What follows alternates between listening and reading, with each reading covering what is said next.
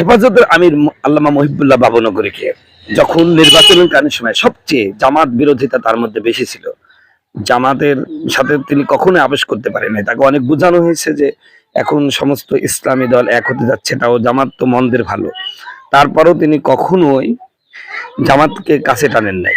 বরং তারা বলেছেন জামাত ইসলামী দল নয়, মানে হেফাজতের আমির বলেছেন জামাত ইসলামী দল নয়, জামাত কখনো কওমির বন্ধু নয়। আমরা তখন হুজুরকে আরো দোষারোপ করেছি, হুজুর এই সমস্ত কথা এখন বলছেন কেন? এখন আলেমদের এক হতে হবে, হোক না তারা বাতিল বন্দী, তারপরে এক হতে হবে। আমরা যখন এই কথা বলে আমরা জামাতের সাথে বন্ধুত্ব করার চেষ্টা করছিলাম, তখন তিনি একই কথা বলেছেন, না জামাত আমাদের বন্ধু না, এরা কওমের দুশমন। এখন সময় তা প্রমাণ করে দিয়েছে যে হেফাজতের আমির ঠিক ছিল, আমরাই বেঠিক ছিলাম। আপনারা জানেন যে এই যে মাত্র কয়েকটা সিট পাওয়ার পরেই জামাতের চরিত্র, তারা যারা জামাতের ভুল ধরা বা জামাতের বিরোধিতা, এই সমস্ত আলেমদেরকে তারা তুচ্ছ-তাচ্ছিল্য করতেছেন এবং হলো কওমি যে সমস্ত আলেমদেরকে তারা সবসময় ছোট করে দেখে। কওমি আলেমদেরকে কোনোভাবেই তারা মানে মেনে নিতে পারছে না। বিশেষ করে বাইতুল মোকাররমে ইমাম সাহেবের এবং তারেক জিয়া সাহেবের যে সম্পর্ক, এই সম্পর্ক তো তারা মেনে নিতেই চাচ্ছে না। সোশ্যাল মিডিয়ায় গেলে দেখা যাচ্ছে এই বাইতুল মোকাররম ইমাম সাহেবকে দালাল বলছে, মুনাফিক বলতেছে, না তারপরে সরকারি আলেম বলতেছে, মেলা মেলা কথা বলছে। এবং মহিবুল্লাহ বাবনগরী সাহেবকে মুনাফিক থেকে শুরু করে এমন কোনো অপবাদ নাই যে তারা দেয় নাই। তারা যদি কওমির প্রতি আসলেই সদয় হতো, কওমিকে যদি তারা ভালোবাসতো, তাহলে কওমির যারা প্রাণ কেন্দ্র তাদেরকে এভাবে অপমান করতে পারতো না। সুতরাং সুস্পষ্ট হয়েছে যে মহিবুল্লাহ বাবনগরী ঠিক ছিল, আসলে তারা আমাদের কওমির কেউ না। এবং কওমি মাদ্রাসার সনস্বীকৃতির সময়ও নাকি তারা বিরোধিতা করেছিল, যা বর্তমান বিএনপির শিক্ষামন্ত্রী বলেছেন যে ওই সময়ও সনস্বীকৃতি থেকে একমাত্র জামাতের বিরোধিতার কারণে হয় নাই। এখন মহিবুল্লাহ বাবনগরী অসুস্থ, রোগাক্রান্ত, হাসপাতালের বেডে উপস্থিত শুয়ে আছে, সেটাকে নিয়েও তারা টল করছে যে অসুস্থ আলেমদের আলেম হাসপাতালের বেডে। তাহলে কি পরিমাণ কওমি বিদ্বেষ জামাতের মধ্যে, এই কথার দ্বারা দিবালোকের মধ্যে স্পষ্ট হয়ে গেছে।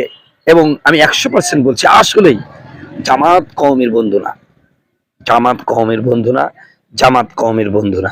মহিবুল্লাহ বাবনগরী আপনার জামালা সমালোচনা করেছি, ভুল করেছি, আপনার কাছে ক্ষমা চাই, আপনি আমাদের মাফ করে দিবেন, আপনি ঠিক আছে। এবার সাহাবী দৌড়ে বাড়িতে আসলেন, স্ত্রীকে ডাক দেয়া বলেন, প্রাণের স্ত্রী শুনে নাও, তাড়াতাড়ি আসো, দেখো তো বাড়িতে পানি আছে নাকি, এক বদনা পানি দিয়ে দাও। বদনা বুঝুন তো ভাই, বদনা বা লোটা, 1 লোটা পানি দিয়া দেন। পানি নিলেন, কি করবেন পানি দিয়ে? কয় আমি একটু অজু করবো। অজু করলেন, সাহাবী নামাজে দাঁড়ায় গেলেন। নামাজে 2 রাকাত নামাজ পড়ার পরে স্ত্রীকে ডাক দেয়া বলেন, প্রাণের স্ত্রী যাও তো আমাদের যাতা ঘরে চলে যাও। যাতা ঘর বুঝেন তো ভাই, যেখানে গম পিসা হয়। এখন মেল আছে, আগে কিন্তু ঘরে ঘরে যাতা ছিল, কথা বলুন ঠিক কিনা? যাতা ঘরটার কাছে চলে যাও।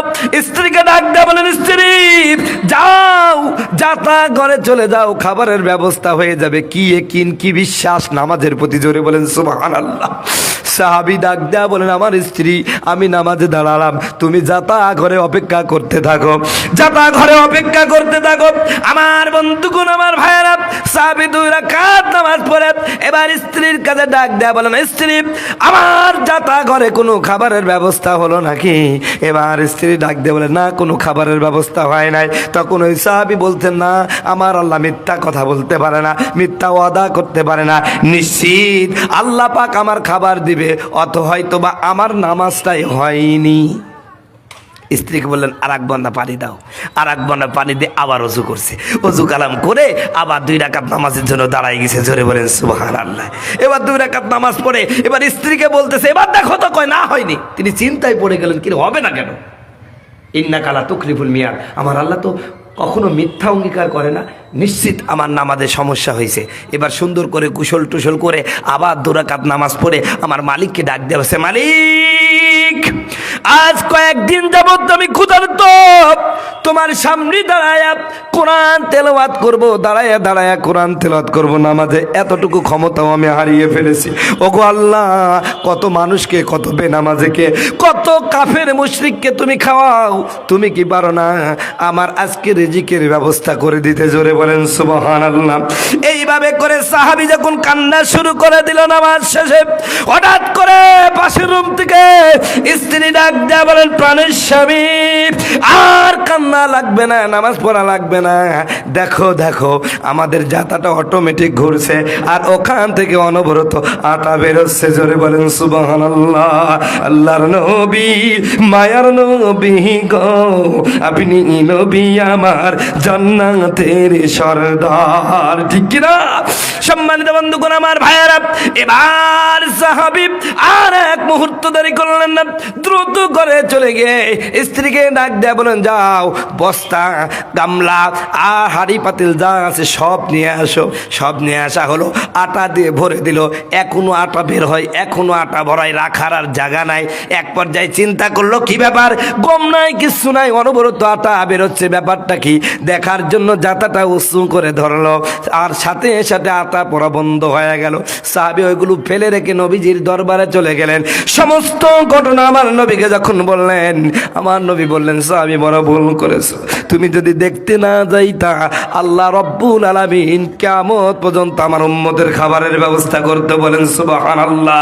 একজন নবী আসিল গো সোনার মদিনায়, একজন নবী আসিল গো সোনার মদিনায়, ওরে যাহার প্রেমে মজনু হলো, ওরে যাহার প্রেমে মজনু হলো খুদের বাহানায়, একজন নবী আসিল গো সোনার মদিনায়, ওরে যাহার আগমনের তরে কাবা যুগে সেজদা করে গো, তিনি আমার মায়ার নবী, তিনি আমার মায়ার নবী, শাহে মদিনা, একজন নবী আসিল গো সোনার মদিনায়। সম্মানিত বন্ধুগণ, আমার ভাইয়েরা আমার, ও নারায়ণের মুসলমানেরা, আমরা তো নামাজ পড়ি, আমাদের অভাব অনটন যায় না, নামাজের মাধ্যমে আমাদের সমস্যা সমাধান হয় না। আসলে নামাজ পড়ি ঠিক, কিন্তু ওই নামাজ হয় নাই যেই নামাজ সাহাবায়ে কেরাম পড়েছে, যেই নামাজ হযরত আলী পড়েছে, যেই নামাজ হযরত উসমান পড়েছে, যেই নামাজ হযরত আবু বকর পড়েছে, ওমর, উসমান, সমস্ত সাহাবায়ে কেরাম পড়েছে, সেই নামাজ হয় নাই। আমরা তো একটু বিপদে পড়লে নামাজ কালামে ভুলে যাই, একটু অভাবে পড়লে কয় হুজুর জীবনই চলে না, কেমনে মসজিদ আসবো, কথা বলুন ঠিক কিনা? নামাজেরই কইলে কথা দেখায় কত অজুহাত, হাতে ব্যথা, পায়ে ব্যথা, আরো নাকি গিরাই বাত, রুকু সাজদা করতে গেলে, রুকু সাজদা করতে গেলে মাথায় লাগে টান, ওরা কিসের মুসলমান, ওরা ভণ্ড মুসলমান। কথা বলুন, কথা বলুন ভাই, কষ্ট হচ্ছে নাকি? আলোচনা চলবে তো ইনশাল্লাহ। সম্মানিত বন্ধুগণ, আমার ভাইয়েরা আমার, এই সমাজে কত লোক দেখা যায় সারাদিন কত কাজ করতেছে, এখান যাচ্ছে ওখান যাচ্ছে, মাঠে হাজারো কাজ করতেছে। কিছু মুসল্লি আছে মসজিদে এসে চেয়ার দখল করে, নড়াইলে নাইও নাই, আছে নাকি? চেয়ারে নামাজ পড়বেন, কিন্তু রসুলের হাদিসটা 1 মিনিটে কয়ে দিই, কষ্ট হবে নাকি? আল্লাহ রসুল বলছেন, তুমি যদি অসুস্থ হও, দাঁড়িয়ে নামাজ পড়তে পারো না, বসে নামাজ পড়ো, বসে নামাজ পড়তে পারো না, শুইয়ে নামাজ পড়ো, শুইয়ে নামাজ পড়তে পারো না, ইশারায় নামাজ পড়ো, ইশারায় নামাজ পড়তে পারো না, এবার যেমনে পারো সামনে পারো। এটা হলো রসুলুল্লাহর দেখানো আদর্শ, এটাই রসুলুল্লাহ সুন্নাহ। কেমনে কেমনে যে চেয়ার টেবিল চলে আসলো আল্লাহ মাবুদি ভালো জানে। আমার কথা রাগ করলেন ভাই? যারা চেয়ারে পড়ে তারা মনে হয় রাগ করলো। ভাই আমি বললাম তো প্রথমেই, আমি বক্তব্য কি দিয়েছি, আমি যা বলবো মানলে মানেন, না মানলে না মানেন। আল্লাহ একজন আছে, তিনি দেখে নেবেন।